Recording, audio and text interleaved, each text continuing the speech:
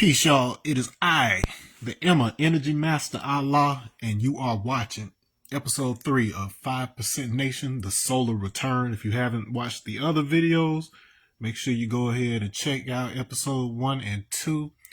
These will start premiering on YouTube starting May 1st. Okay, I'm recording these live on Facebook as usual and then scheduling them on YouTube. If you don't have a copy of The Leopard in the Mirror, Canticle of the Mutant Guardian, let me fix this. Whoop. You can grab one of those on Amazon. That's the book. And I think that'll actually be my next lecture series after I finish this one, after y'all actually understand the context of the teachings of the 5% Nation. Then I'll be able to take you into some of the wisdom, some of the literature I developed from it. Every other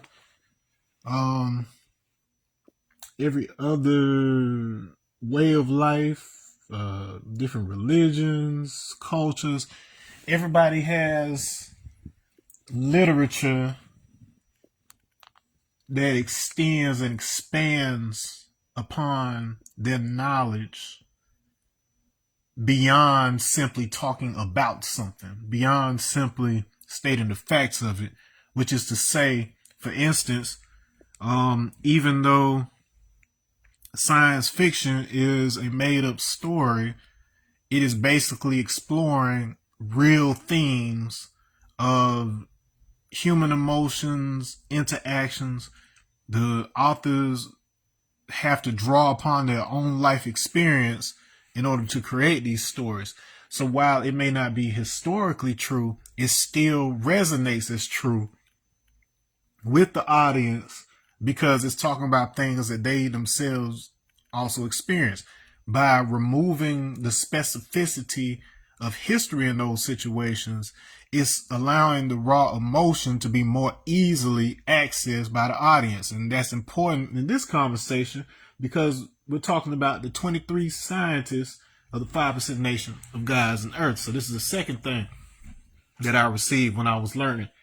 And the reason being is the more I studied these things, the more I realized that these histories that were given were not intended to simply be an account of events that happened. While it's quite possible these things happen just as they're said, because I mean, I wasn't alive in 1964 or whatever. My mom was barely born. She was born in 65. But the point is, it follows the structure and legacy of so many countless writings before it, in that it applies a very specific mathematical structure to the storytelling. The numbers mentioned in the story are just as important as the story itself. And you'll see that the subtitle I chose for today is How to Be Wu-Tang.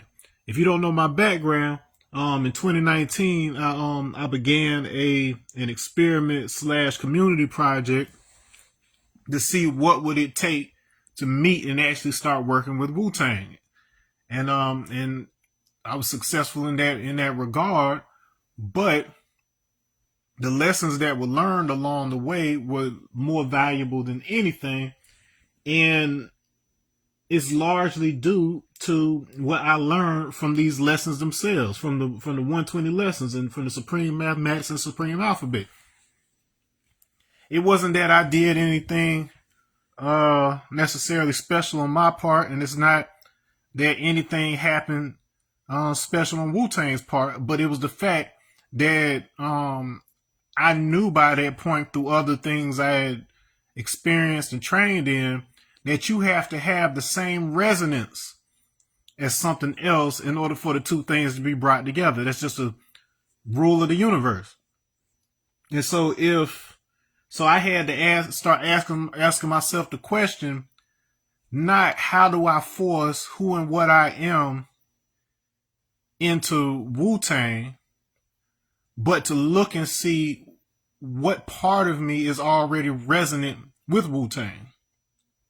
As a child, long before we even knew what a Wu-Tang was, my cousins and I, we were big into martial arts. were black in the South at the time.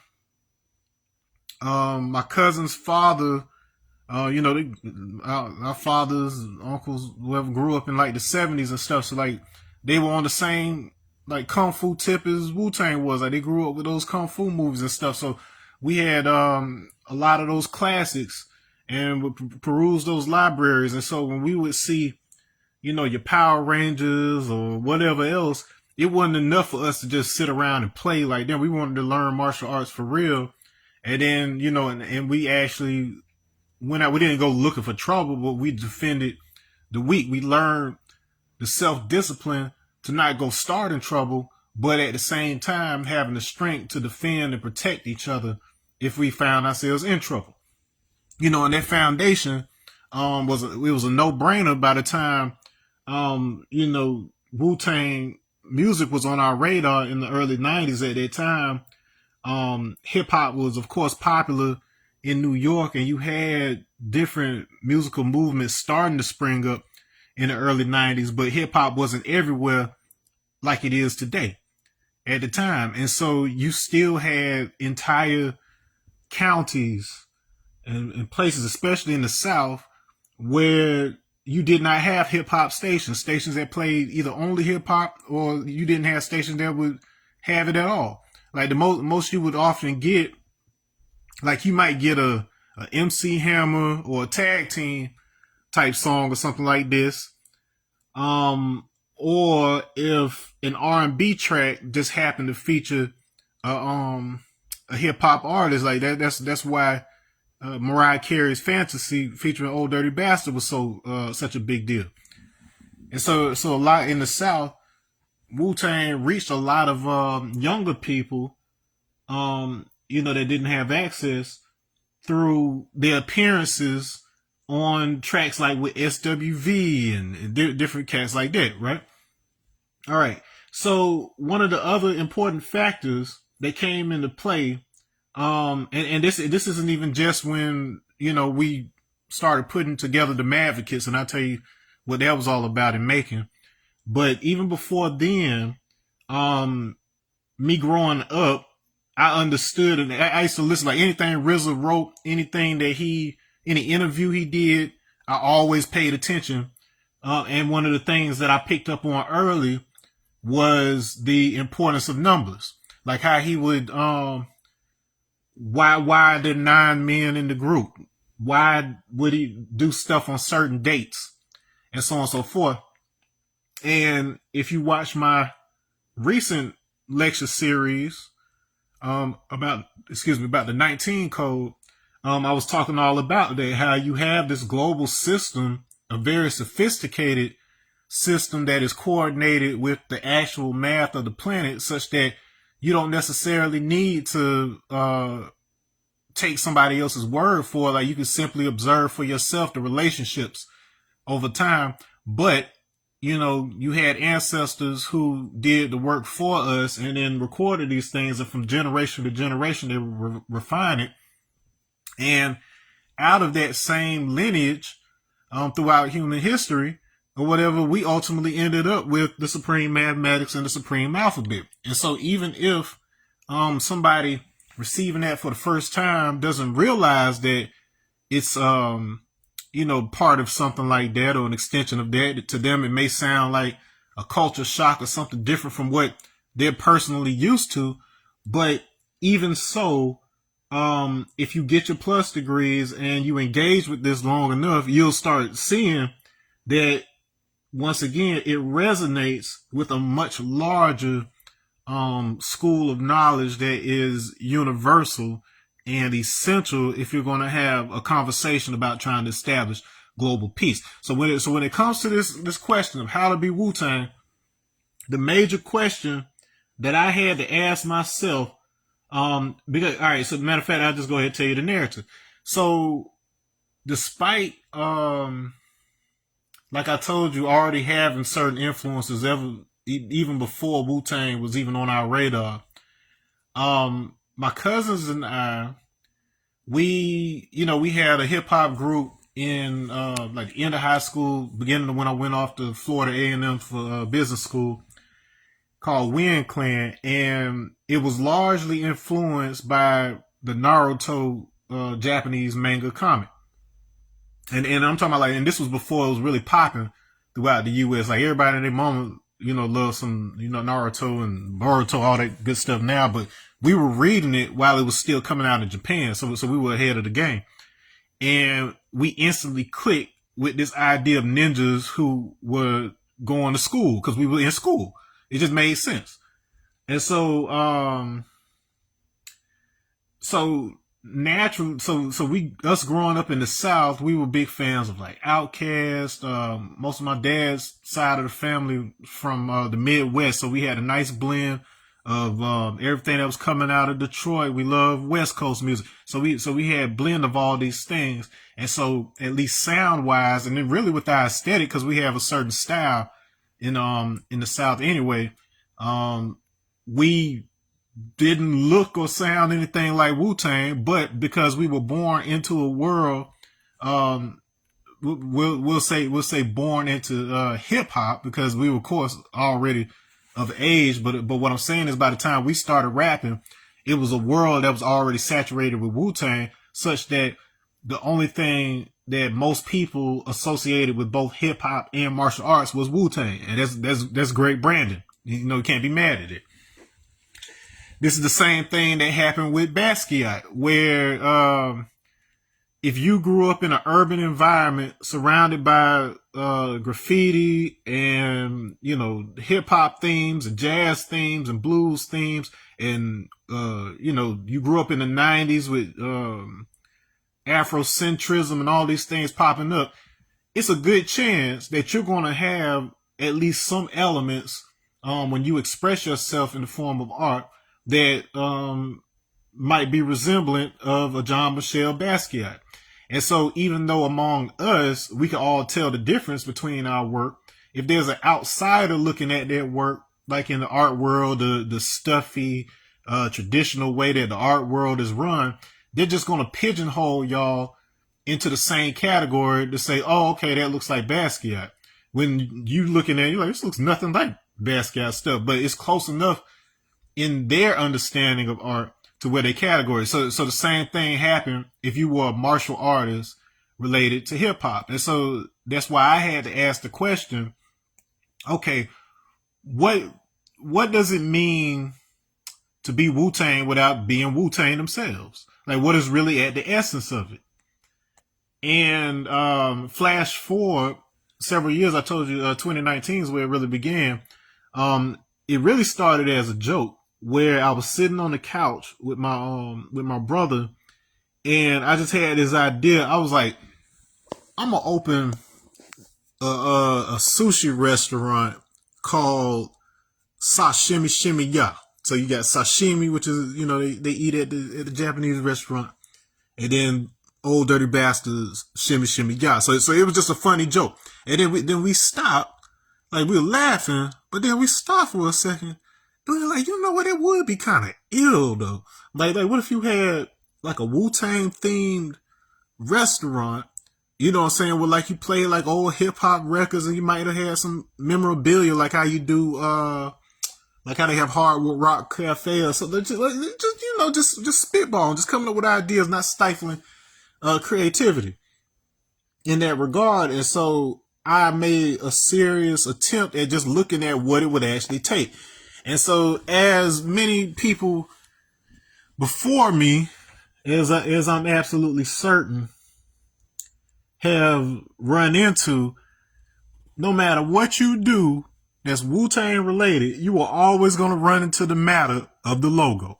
The members themselves have to deal with internal politics regarding the logo, because they run a tight ship. It's the only way that you create a long-standing, independent hip hop situation like what Wu-Tang has had, is that you have to, there's certain places where you cannot compromise, and one of those things being the logo, right?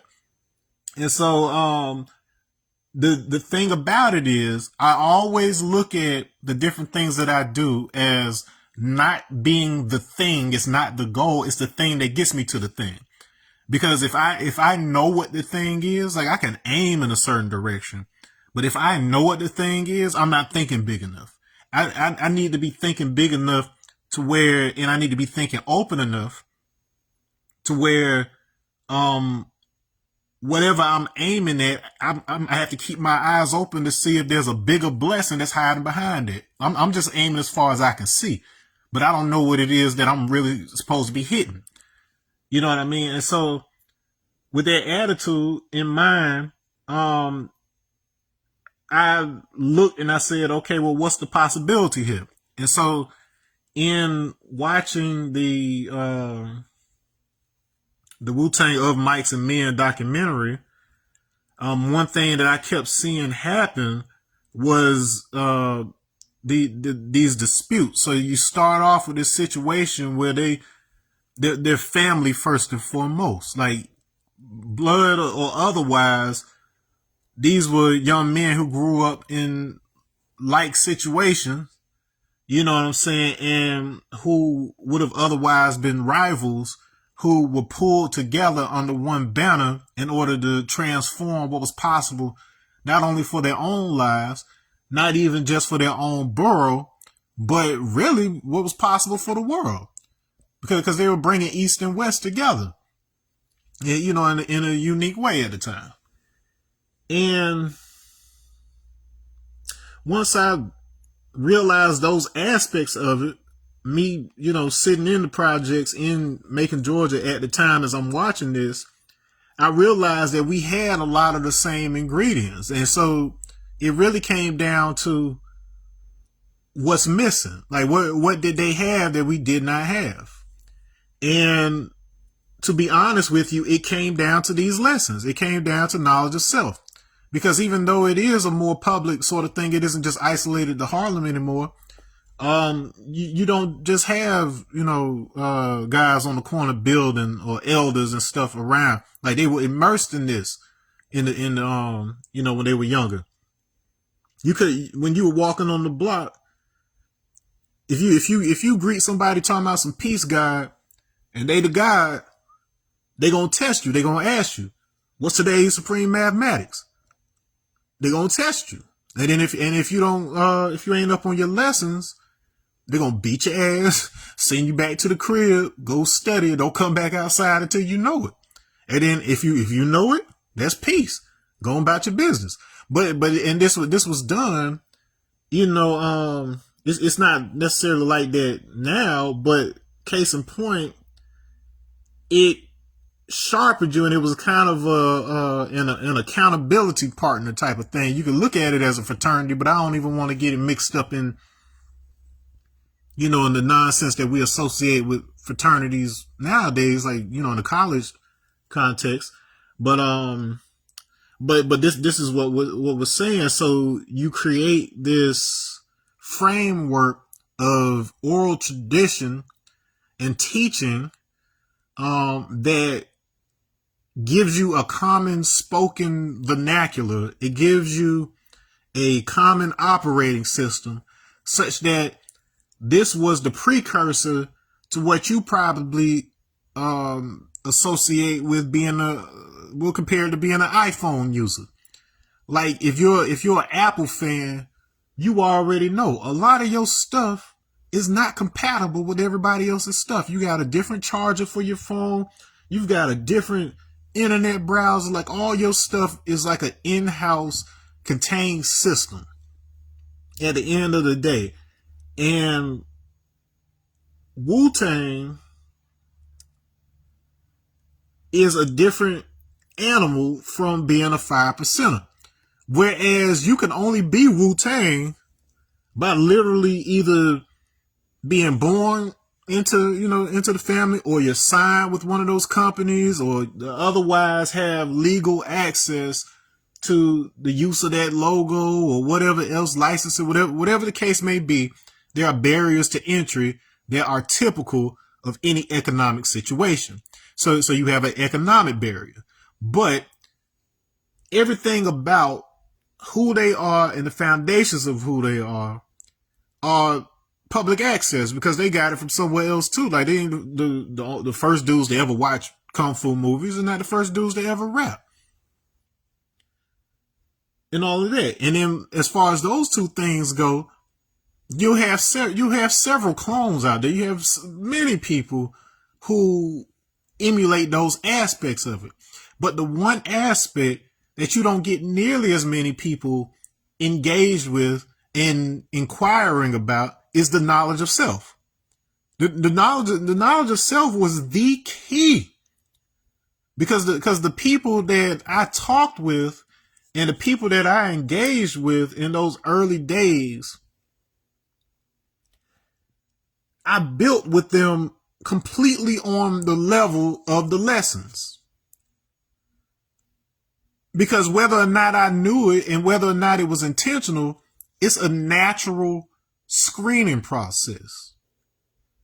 It's seeing, is your mental framework in place to where if we do business, we don't have to explain a lot to each other? Are we already practicing concepts of my word is bond? Like if you've ever heard the story of, when the contracts were going out, Jizza never signed a physical contract with RZA. He gave his word, said his word was bond, and he ain't never broke that bond all these years. That like what he said he would do, he has done it consistently then. Like there's a lot of reasons to be inspired by the Wu-Tang story, but that in and of itself was one of the biggest things that I ever heard in that documentary, simply because I was in an unrelated training program in which one of the key and central aspects and elements of what they were teaching was with regards to integrity, not as something that is a projection of morality, but integrity in terms of structural integrity. If your wheel on you got a wheel on a wagon and it's missing some spokes, that wheel might still roll for a little while, but eventually it's going to wear down. It's going to wear down faster because it's incomplete. And you keep hearing me coming back to this concept of completion, which is the real etymology of holy. At the end of the day, is to be whole and complete. Right? And so when you give your word to something, you're creating a reality. And if that reality is out of integrity, it may allow you to do a few things, but it won't ever materialize completely, and it will have the possibility of collapsing. And so me recognizing that, I realized that while I had been a fan of Wu-Tang for the longest time, and while I understood a lot of the the knowledge simply from secondhand, listening to it and whatever else, I would never be complete. I couldn't even feel like I was complete as a black man in America unless I got those lessons for myself, unless I sought out an enlightener and, sought that out for myself. I'm not saying this is something that you have to do, but what I'm saying is there's a conversation of being black in this country, and there are original movements created right here in this country specifically for us. And to not at least be aware of them, you can hardly call yourself a historian on the matters of blackness in this country. You can hardly say that you've weighed all of your options, especially when you look around you and people seem to keep bumping their head against the same circular logic and solutions that don't pan out in the long run. And so it was worth at least examining, engaging with, and putting some skin in the game. It's like subjecting myself. It's not enough to just have your own corner and memorize this stuff and blah, blah, blah. No, you got to put your money where your mouth is or whatever. If I go out there and I build, I have to subject myself to people who have been doing this for far longer than I have to make sure that I'm on point. Wu-Tang, their attitude of sharpening each other, like if they battle each other, it's to sharpen each other's skill. That's the same exact thing when it comes to the lessons, where we're not tearing each other down. What we're doing is we're just listening to the build. We're not judging you. We're judging the build itself to make sure your understanding is there. And then, as we'll get into again, when we get to the conversations of the supreme alphabet, you'll see that love and understanding are one thing and not two separate qualities. And then this is the foundation of that.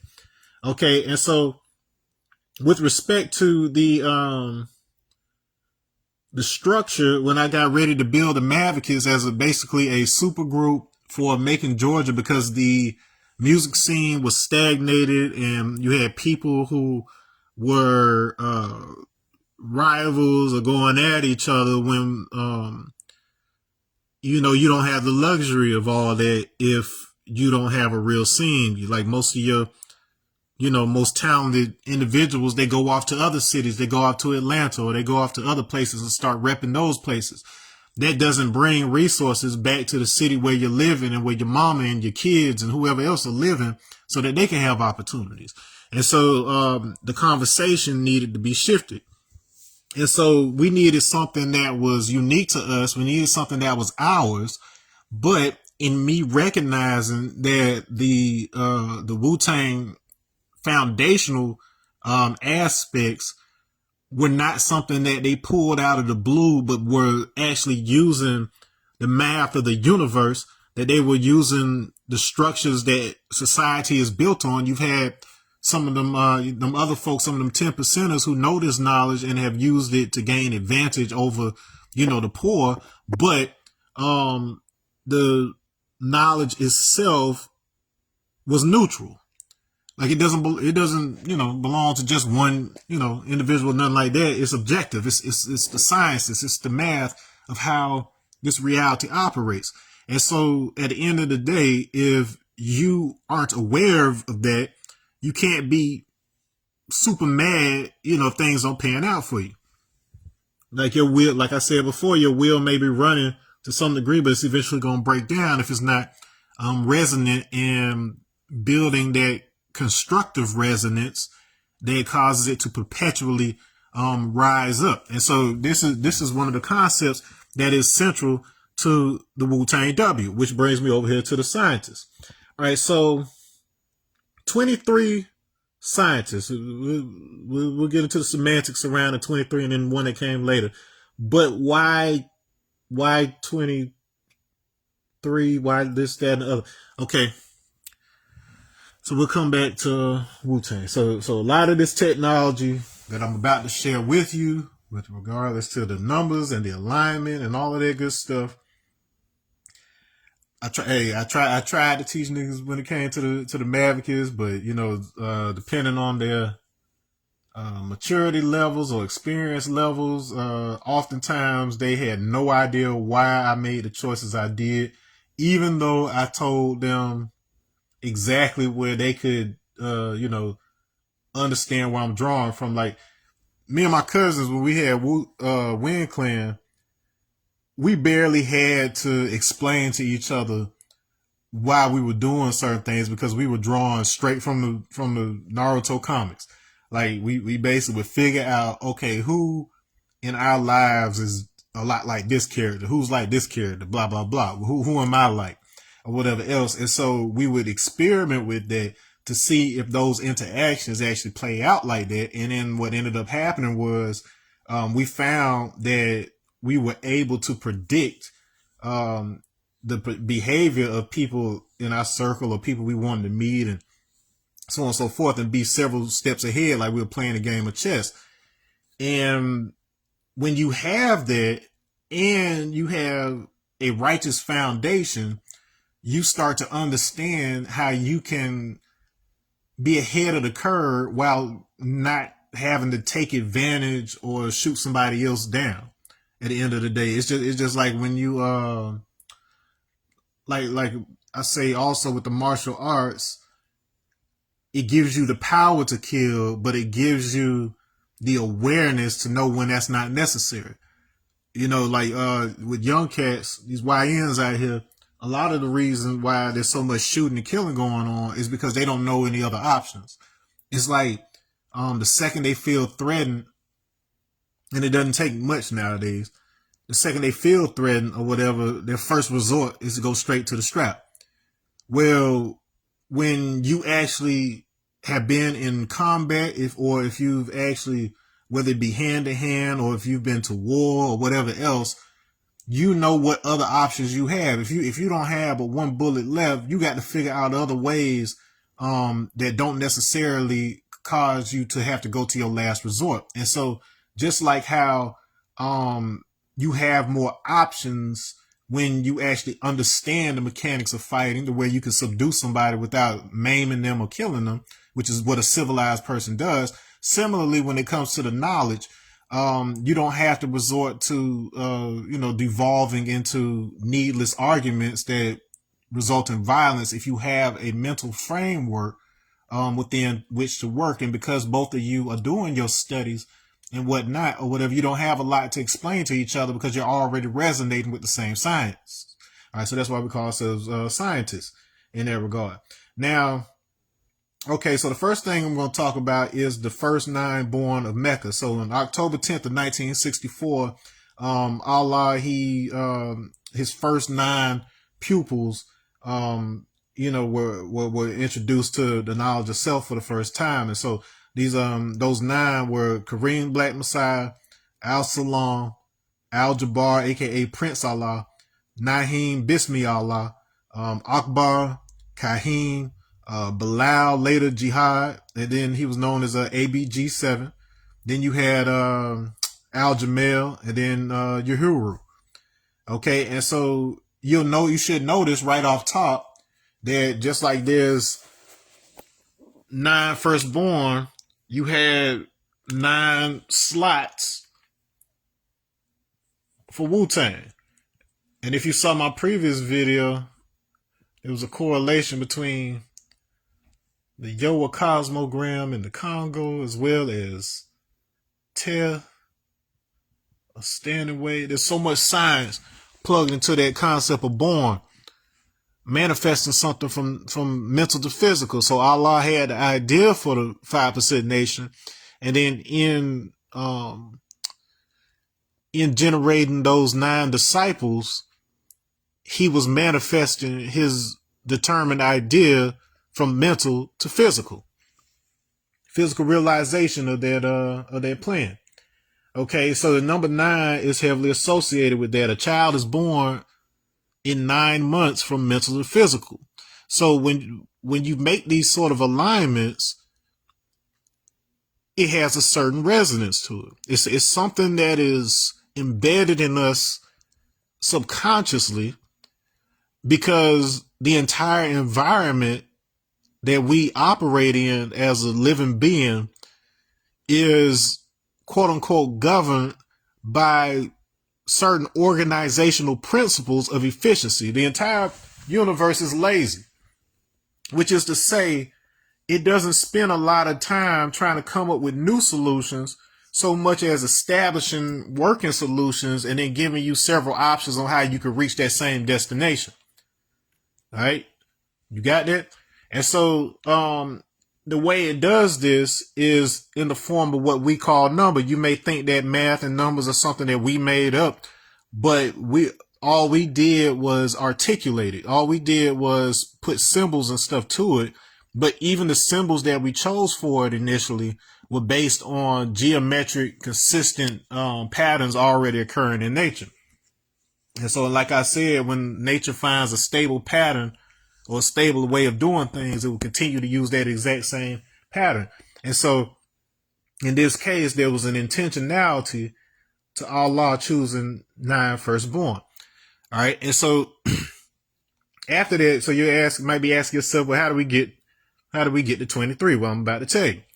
Okay. So the story goes December 19th. Remember our 19 code. Check that out. All right. So anyway, December 19th is the day that Allah's 7th son, A.B.G 7, that was Bilal, who was later known as Jihad. He traveled by subway from Mecca to Medina. Mecca is Harlem. Medina is Brooklyn.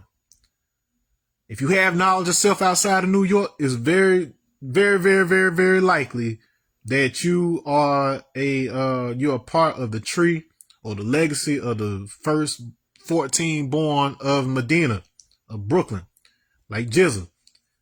Allah justice, right?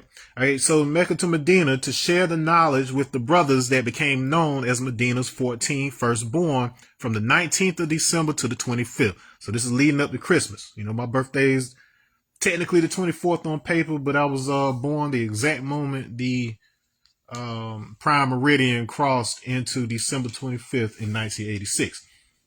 All right, so he met up with his man, Gypsy, and was introduced to Gypsy's main man, Geno, who were drinking gypsy rolls and eating liverwurst sandwiches plotting a robbery. They were so taken back from the new mindset and language of their man, who they called Mousey, that they had no choice but to bear witness to the truth of God.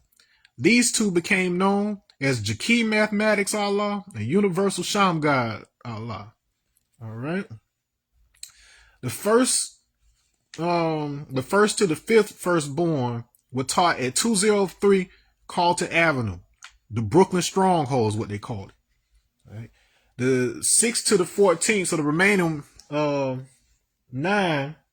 So peep that breakdown again, breaking it down to the 5 and the 9. The remaining ones were taught at Lakey / Yahuso's apartment. So that's I believe that was another name for Uhuru. But it says they're taught at Lakey / Yahuso's apartment. And then Talik came a day late on the 26th. All right, so he would be the 24th. All right, and I'm gonna get into something about that 23 and 24 in just a minute.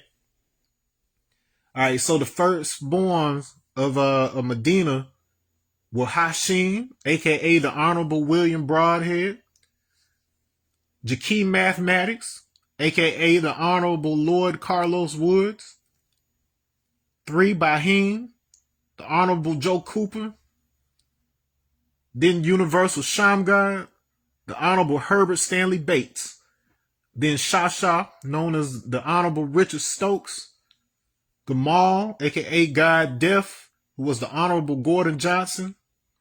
You had Walik, Knowledge God, that's whose tree I belong to, by way of I True Self and All I See God.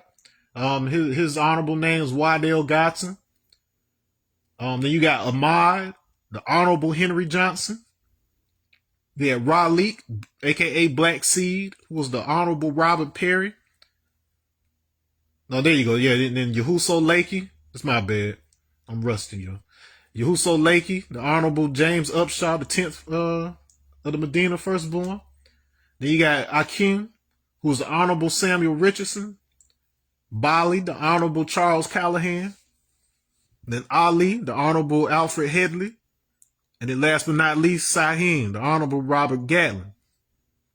Okay, so these are the first 14 born of Medina. And so like I said before, the numerical breakdown is just as important. Oh, okay, I skipped something as well. All right, so peep this. So 13 of the 14 firstborn were members of the Cross Park Chaplains gang before coming into the knowledge of self. So if you caught the introduction, you know, they made mention of how, you know, stuff about gang affiliation and so on and so forth.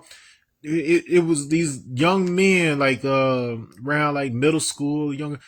These are the cats that Allah hit these streets and he built with, and by giving them the knowledge of God, they essentially, you know, started to be active in the community instead of destroying it. You know, so yeah, they were in gangs, and incidentally, it's probably because they were in gangs that they at least had some foundation of things like loyalty or being operating as part of a group, things like that. And so what it came down to at the end of the day was shifting the focus. Instead of you having your mind centered on devilishment and destroying yourself and your own, how about you build each other up and then in turn build up the community? That was the whole idea. Jesus ran with thieves and murderers. Because it ain't no point preaching to the choir. Because, you know, in the case of like the Pharisees and whoever else, they proved that wasn't a working model. Like they were so indoctrinated and used to routines and, you know, written laws that they couldn't access common sense in situations where they could be of service. I always bring up the story of the Good Samaritan. They were stepping over this poor person. Because like, oh, we ain't allowed to touch you on Saturday. And Jesus like, bruh, it's a person in need. Like, what's going on? You know what I mean? And so back to these 23 scientists. So why W? Why Wu-Tang W? We can get into, you know, we talked about 9 is born. We can get into themes of rebirth and all of that with regards to the Phoenix, because that's what the W is. But it's the 23rd letter. It's the 23rd. It's the 23rd letter. Right? And one came a day late. You know who it is? You don't know, because X means unknown. Unknown is the identity of man, woman and God, because they won't let us teach them, man. But the science I'm going to give you, and something that you'll find as we progress through the lessons, is that these are also lessons on genetics. So you have what are called 23 autosomes. You know what a chromosome is, but they're called autosomes. All right. This is what you inherit. This is what executes the program of what you are. When they talk about the you'll see where I talk later about how the 23 scientists are making the predictions, or, you know, writing history in advance. This is what it is. So these autosomes that you have in your DNA are predetermining aspects of yourself that you wouldn't even believe. You think it's just coincidence that your child has some of your talents and different stuff like this. My mother used to tell me, like, I didn't grow up around my birth father. And there were times when my mother would say that there were exact phrases that I used to say that my biological father was saying, me not having been around him.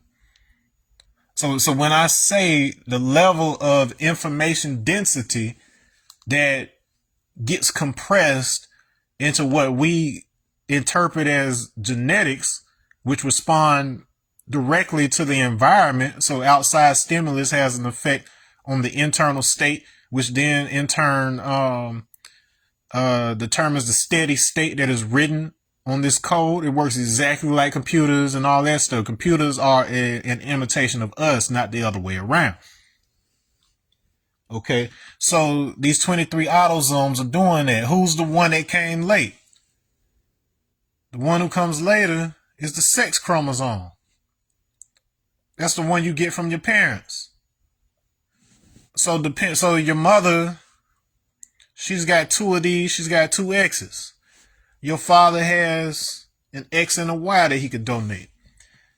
Your mother's always going to give you an X. Your father can either give you an X or a Y. If he gives you an X, you're going to be a girl, and your DNA is going to be more, at least your mitochondrial DNA is going to be identical to your mother's. So mothers pass their mitochondrial DNA exact replica to their daughters. So they're virtually clones of the first human woman on the planet. If your father gives you a Y instead, then you become a boy. And so you are essentially a copy of his lineage. You have the flesh and everything else that you get from your mother's coding, but you have the unique haplogroup lineage of your father. And so what makes us,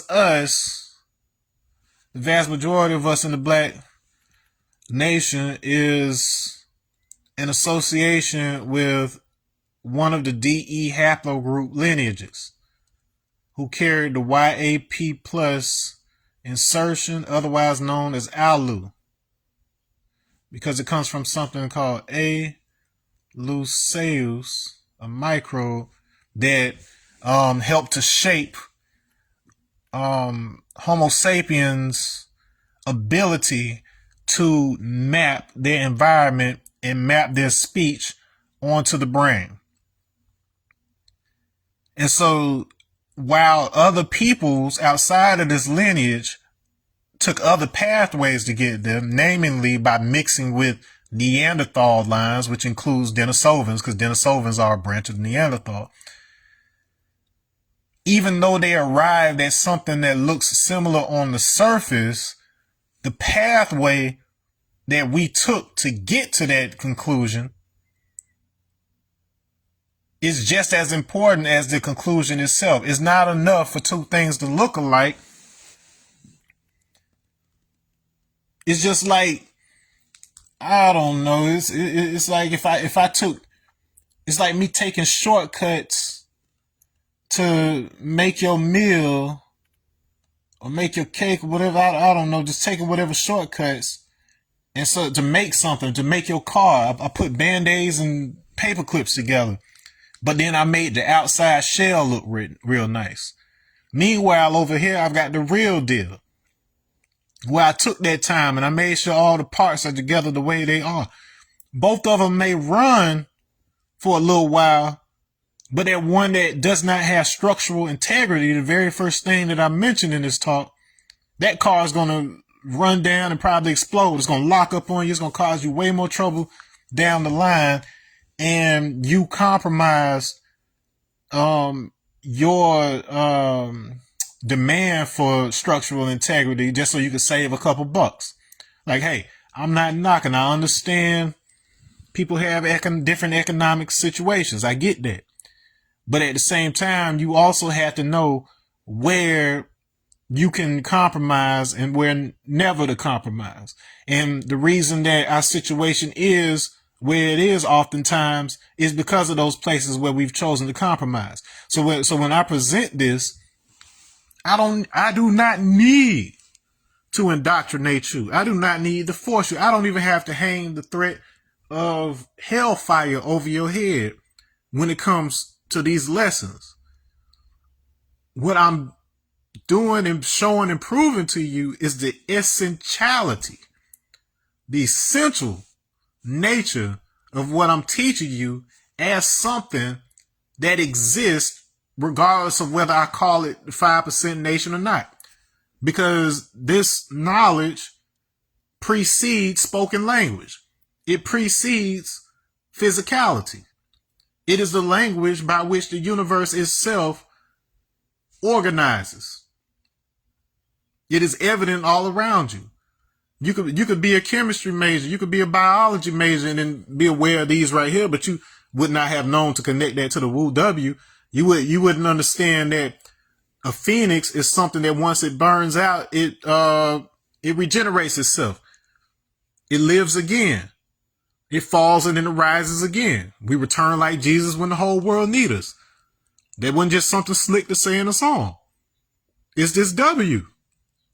Because it represents the same place you will return from should all else fail, and that's from the DNA. Because your DNA isn't the end result, it was the underlying plan to begin with. So once again, even if we don't have the materials that are necessary to take the exact path that we took to get somewhere, the field of information, the image, the icon, E-I-K-O-N, the Greek word, the template, the logos, the Christ, that's something that pre-exists flesh. And so through understanding this, I know most of you were not taught the 23 scientists like this. I know it. This is partially extra, juice that I was given from my enlightener, but then it's mostly things that I discovered for myself through the plus degree. So it don't stop after you get 120, because you still need 120 wisdom That's application, and you still need 120 of understanding. That's the part that you transmit. If it's not generating peace and understanding in your lived experience, you may not have it as well as you think you have it. Right? We the guys, but we have yet to see a godly world, so there's something still missing from our understanding, collectively speaking. You know what I mean? And so that's the only thing that I concentrate on when it comes to this. Yeah, I know how it's normally taught. I know how it normally sounds. But we need abnormal results. We need supernormal results at this point. It ain't enough for you to just believe your God. It ain't enough for you to just fight their position.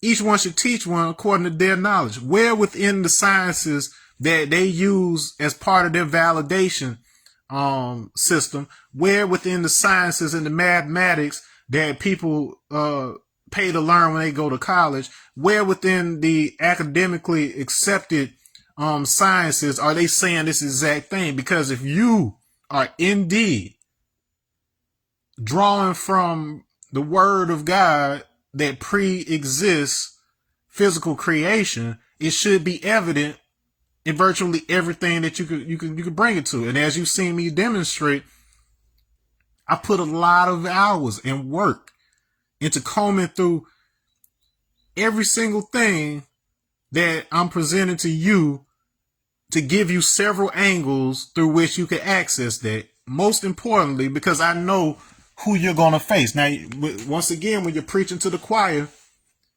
they already know the lessons. They can already see the truth in what you're saying.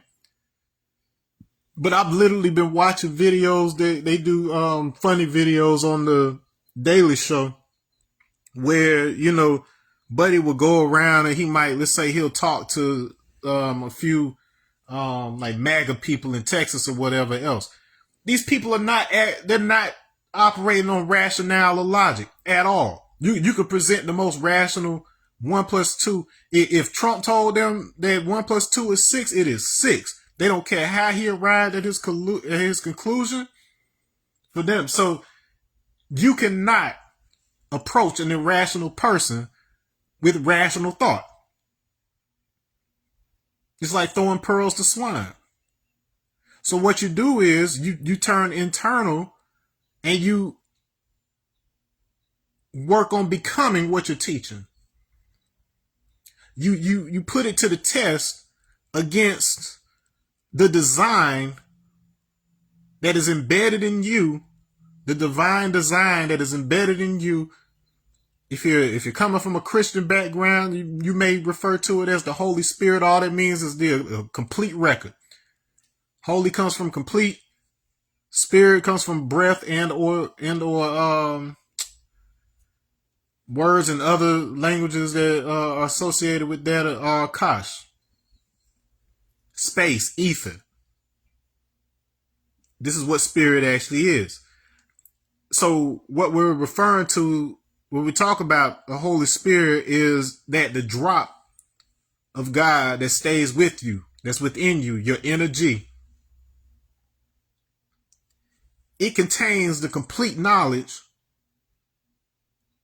of all spirits. That's what separates it from something like, let's say, like animism, where each individual thing has a spirit, and you may identify this thing with a water spirit or that thing with a rock spirit, and you know you can carry that over the concepts of jinn and whatever else.